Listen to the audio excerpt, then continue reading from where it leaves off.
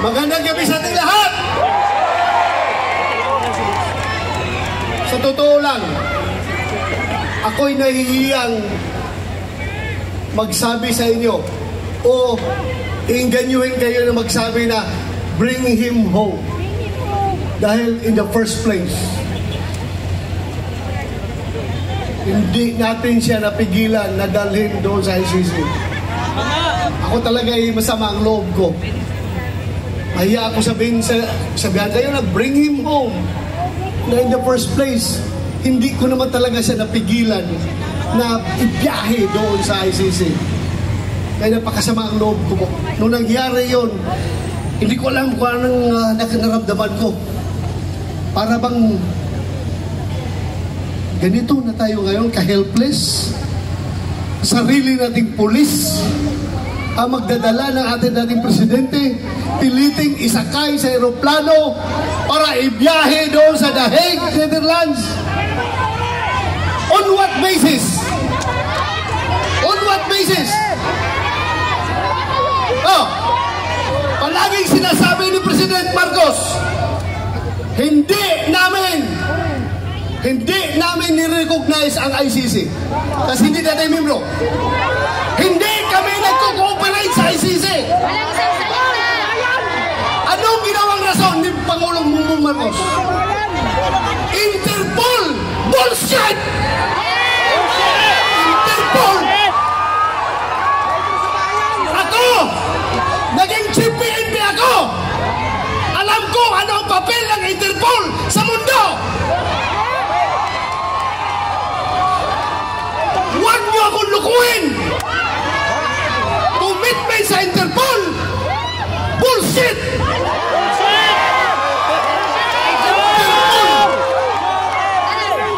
Presidente ka! Presidente ka ng Pilipinas!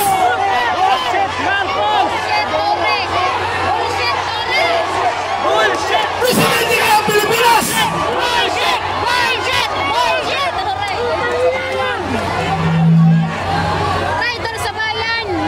Presidente ka ng Pilipinas! Magpapressure ka sa Interpol? Ha? Pero lumalabas, mas gigil, mas atat na atat sila kaysa Interpol, kaysa ICC. Atat na atat sila na ibiyahe si Pangulong Duterte. Bakit? Diba? Katungkulan na ating gobyerno ayon sa ating konstitusyon to protect, to serve and protect the Filipino people. Sinong siniservisyohan niya? Yung mga dayuhan, hindi ang Filipino people. Kasi ang Filipino people, yun ang pinadala niya doon sa The Hague. Alam niyo, habang kinakarga siya sa aeroplano, nag-struggle sila doon. Wala na ko yung magawa. Dahil nandun ako sa Davao, kino-coordinate ko yung ating yung petisyon na ginagawa natin na hindi nakahabol. Hindi ako sumama sa Hong Kong dahil sa gabi na yon, alas 3 sa madaling araw dapat ang biyahe ko papuntang Hong Kong. Pero mayroong nag-leak sa akin na informasyon. Hindi pa rin tulog ang Diyos. Nagsabi na, sabihan mo sila na may warrant na si President Duterte at si Bato. Uhulihin sila pagbalik nila dito galing sa Hong Kong. So tinawagan ko si Bingbong Villardia. Sabi ko, sir, meron ng warrant. Hindi na ako hahabol dyan. Asikasuhin ko na lang yung petition natin dito. Petition for certiorari and prohibition. Kinordinate ko yung ating mga abogado. Sila tornitor yun. Pero nung kinarga na siya, wala na ako. Ano bang gagawin ko? Alam nung nagawa ko? Naghanap ako ng tao na kakilala yung piloto ng eroplano. Pinasabihan ko yung piloto, sabihan mo, pag gawin na yan, ibiyahe na si Pangulong Duterte. He will go down in history as the pilot na na naghatid sa pinakamabait, pinakamahal na Pangulo doon sa dahig. Duterte! Sabi ko, merong nagkukomunikate sa amin dalawa eh. Sabihan mo, pagdalahin niya si Pangulong Duterte doon, mananagot siya sa taong bayan. Sino yun? Siya. Sino yun? Sino yan? Sino yun?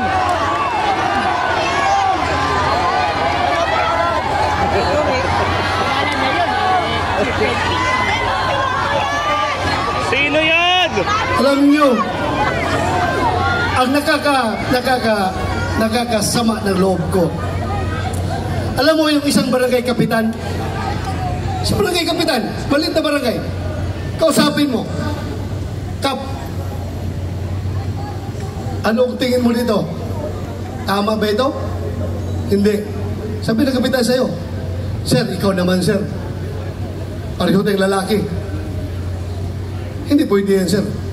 Hindi talaga. So may isang salita. Pero may nakausap ako isang presidente. Bangag! 2 bisis, ha? Bangag! 2 bisis. Doon sa Bukidnon. Adek! Kasi nung 2022 election, kung hindi si Inday Sara makasama sa kanilang rally, kasi mayroong ibang commitment, ako ang nagpo-proxy kay Inday Sara. Kasama kami na sa stage. Siya ang kandidato ng presidente, ako ang nag-represent kay Inday Sara. Nag-uusap kami doon sa Bukidnon. Alam mo, sabi sa akin, hindi siya papayag na makialam ang ICC sa ating bansa. Traidor! Hindi ba siya presidente noon? Butikon! Hindi ba presidente? Sinungaling! Bangag! 2 bisis, presidente na siya. Doon sa Malacanang, inibitahan niya kami.